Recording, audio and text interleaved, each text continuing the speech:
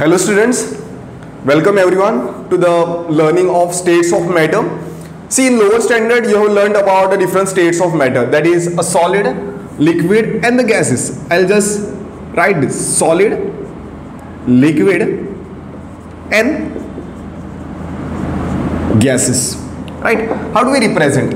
Like, how do they differ from one another? Like, there are certain descriptions of the solid, liquid and gases. Solids have a definite shape and a definite volume.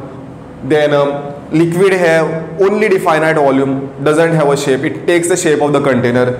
Gases doesn't have a definite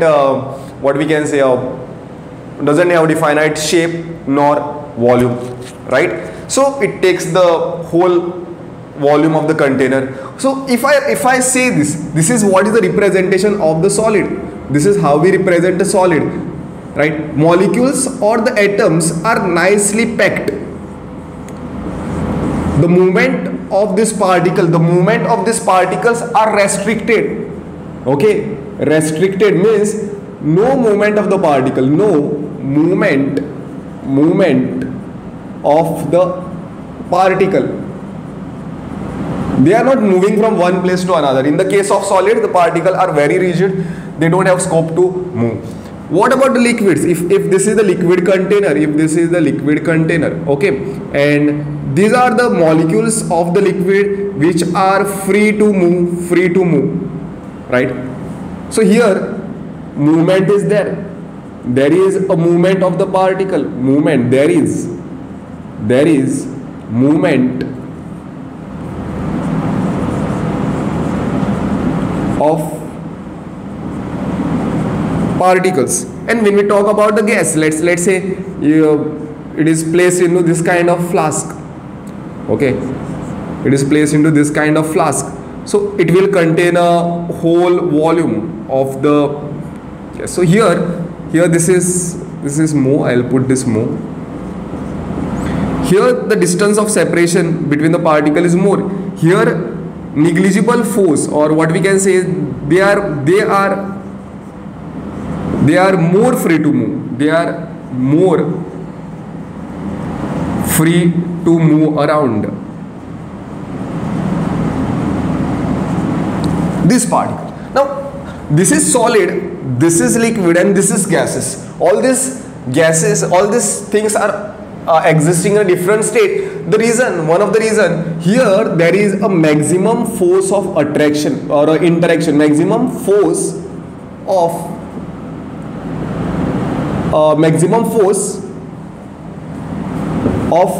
attraction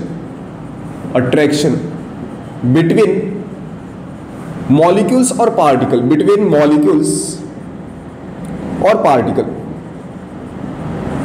maximum force. Since there is a maximum force, they are very close to one another. Here the force is little less. Here the force which is operating between the particle is little less, and here the force is least. Here force is less. Here I'll write force is less, and here force is least. That's why this is existing in the gaseous state. So basically, who decides, one of the parameter which decides the solid, liquid or gaseous state, that is the force which is operating between the molecules. So in this chapter, to start with, a part 1 of this chapter, we are going to do the forces which are operating between the particles or the molecules or the atoms. So what is our main aim? We are going to learn about the forces operating between molecules or atoms, or we'll talk about the molecules only at this point. Molecules or particles. Particles means, okay, molecules. The forces operating between the molecules or the particles. This is what is the thing which we can say. See, chemical bonding, molecular structure. If we go to that chapter, there also we learned something called as a covalent bond, ionic bond. We learned about this ionic bond. And then we learnt about the covalent bond. We learnt about the covalent bond over there. Covalent bond. What is this covalent bond or the ionic bond? Covalent bond, both the things are the forces forces operating between atoms.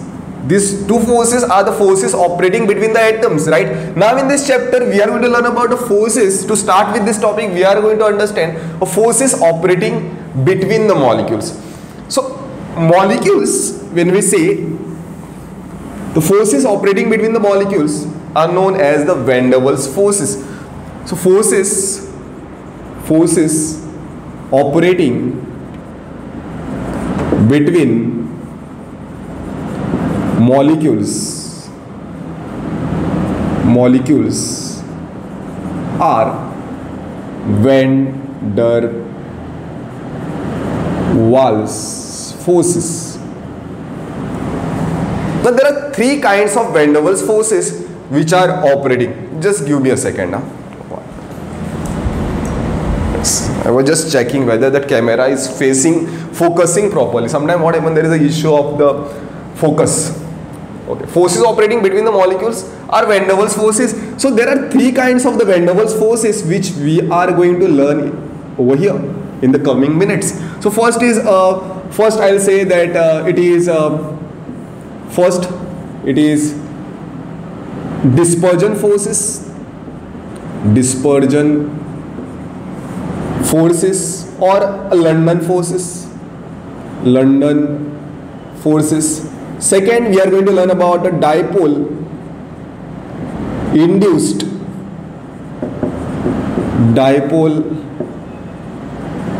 forces, and third is a dipole forces. Dipole forces. Okay, these are the Van der Waals forces. There is one more force which is a hydrogen bond, that is a force, but that is not coming into the Van der Waals forces. So first I'll discuss with this, then I'll discuss about the hydrogen bond. There is also a intermolecular force only. Okay, so to summarize, I'll write option one more D, that is a hydrogen bond also. Hydrogen bond. This is also intermolecular force which is operating between the molecule, but this is not a Van der Waals force. These three are Van der Waals forces. These three are what? These three are Van der Waals forces. This is not a Van der Waals force. So to start with, let's start with the dispersion forces or the London forces.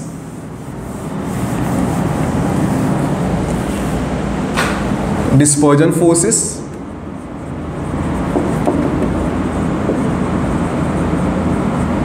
or a London forces. So dispersion forces or London forces, when it like in what kind of molecule it exists? It exists between a polar and the non-polar molecule. See, if you have not understood what is polar, non-polar, you can just go to my chemical bonding molecular structure, those videos, and learn from there what is polar and non-polar. I'll brief up you with what is polar and non-polar. Polar in which there is a polarity, means if you take a HCl molecule, okay, there is a electronegative element, chlorine is the electronegative, it will pull the electron of the hydrogen towards itself, and there is a polarity developed. This is a polar molecule. If you consider a chlorine and chlorine, this is a non-polar molecule. If you consider a methane, this is also a non-polar molecule. So this come into a non-polar molecule, means there is no polarity, there is no charge separation in a non-polar molecule, right? And there is what? A polarity. There is this is polar, there is a polarity, plus minus charge separation will be there. That is whole definition of the polar and the non-polar molecule. So here it exists, this kind of forces exists between a non-polar and a other should be also a non-polar molecule. Like example, there is a chlorine and the chlorine, like this is a non-polar because a chlorine and a chlorine, if you consider a chlorine connected to a chlorine, both are having the same amount of the electronegativity, both are equally strong to pull the electron. So what is going to happen? There is no charge separation. So this kind of thing. So let's say I am representing a molecule this way, a chlorine molecule I am representing this way. So there is a uniform charge development, charge distribution. Okay, this molecule is a uniformly charge distributed. Here also in this molecule charge is uniformly distributed. So there is no charge separation. So there is no force of attraction between them. Okay, so what happens? How these forces there is a development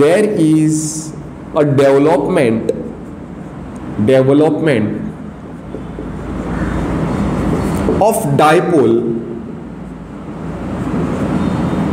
dipole for fraction of time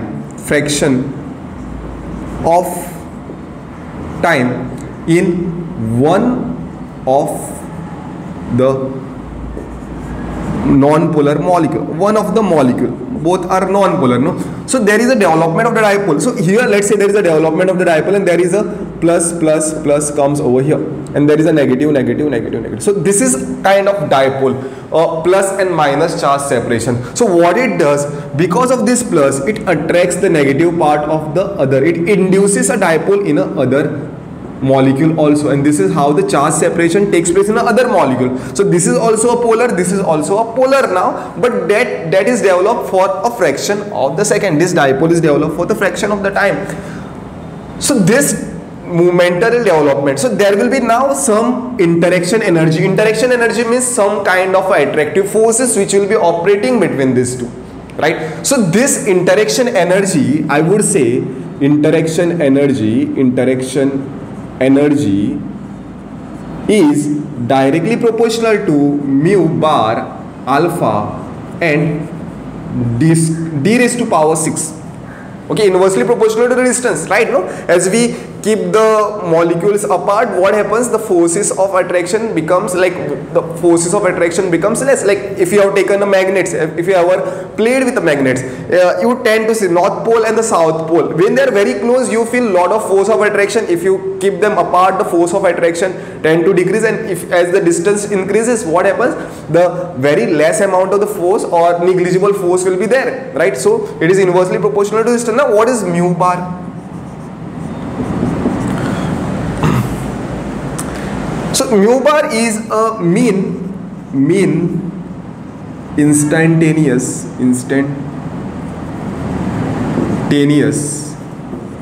dipole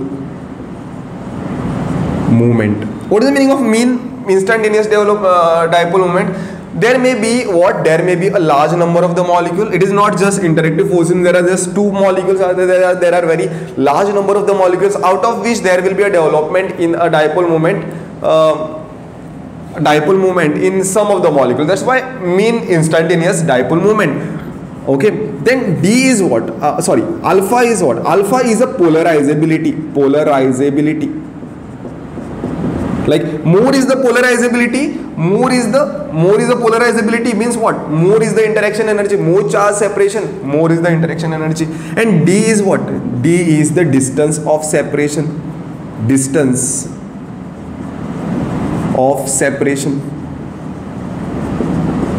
Right? So this is that distance D.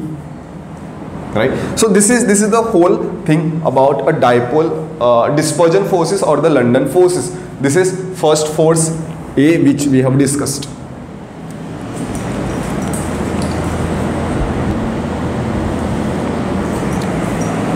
Next force is dipole induced dipole forces. See, this kind of force is operating, this kind of force in which what kind of molecule? One should be a polar molecule, and other is a non-polar molecule. It exists between this, right?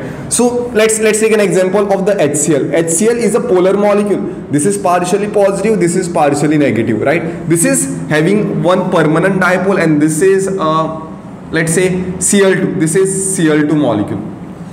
So this dipole induced dipole forces is operating. It is a force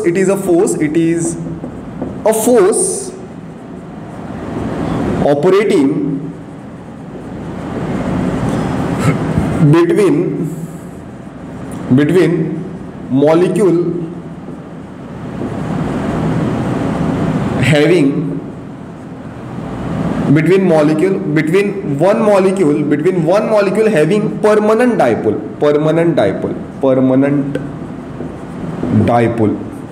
right? This is the molecule which is having a permanent dipole. It is not induced or it is not momentarily developed. It is permanent dipole. One molecule having permanent dipole, it is a force operating between one molecule having a permanent dipole and non-polar molecule. This is that non-polar molecule.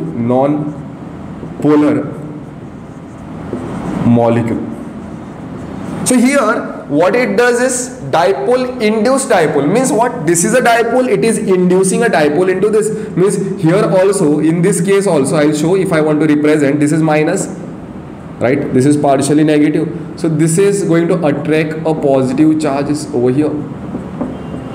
So this is what the dipole is developed in a other molecule also. This is how the dipole is developed in other molecule. And then there is a force of attraction. Then there is a force of attraction in the other molecule. Now if you ask me what about the interaction energy? Interaction energy over here could be given this way. Interaction energy, I will write interaction energy is directly proportional to alpha square, sorry, what was that, mu square upon d raised to 6. Okay, so what is mu over here? It is, mu is the dipole moment of the polar molecule. This is, mu is a dipole moment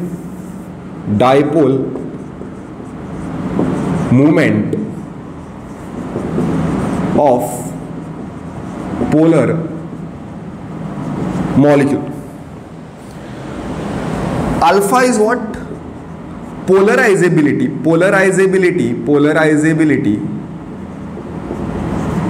of non-polar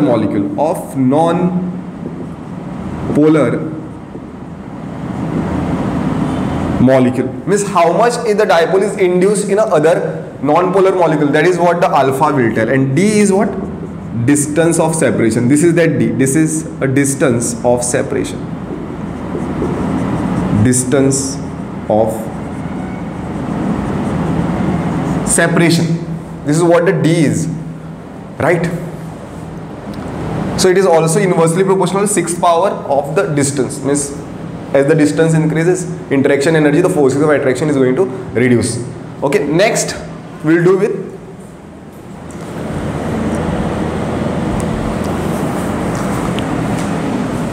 next is optional. This C is a dipole forces. Like this force exists between, operates, this force, dipole force operates between the molecules having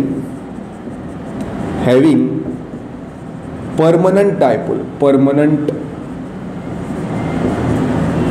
dipole. Means I will write a molecule which is a polar molecule, and other is also a polar molecule.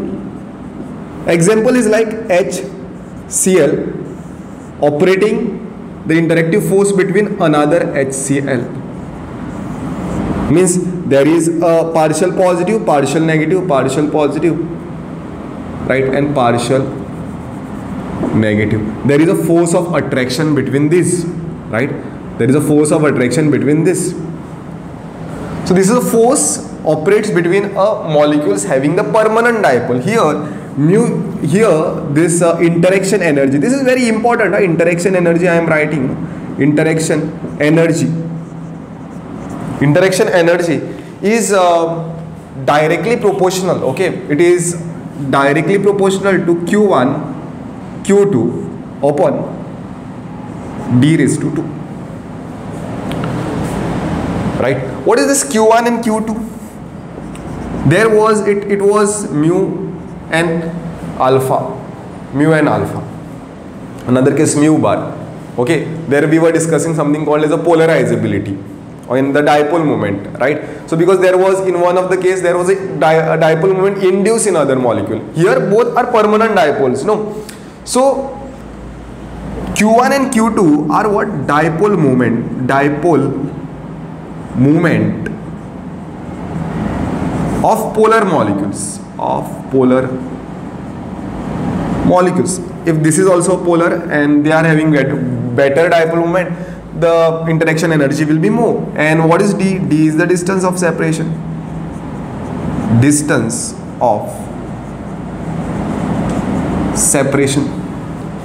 So we have discussed about all three forces which are which is operating between the molecule, which are called as van der Waals forces. If you ask me what is the order, okay, order of the magnitude of the forces, which is more, right? Van der Waals force. In the van der Waals force, dipole induce or dipole or dispersion force, which is having the maximum magnitude. So order of the magnitude,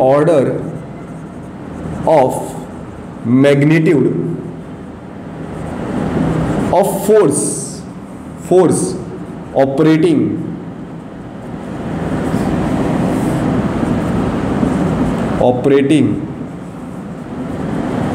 between molecules. The maximum is a dipole force. Remember this. These are having a permanent dipole. So this is dipole forces. This is maximum force. Then comes dipole induced dipole. Okay, and the list is dispersion or London forces. Okay, these are the van der Waals forces. So far we have discussed. In the next lecture we will discuss about the hydrogen bond force which is operating between the molecules.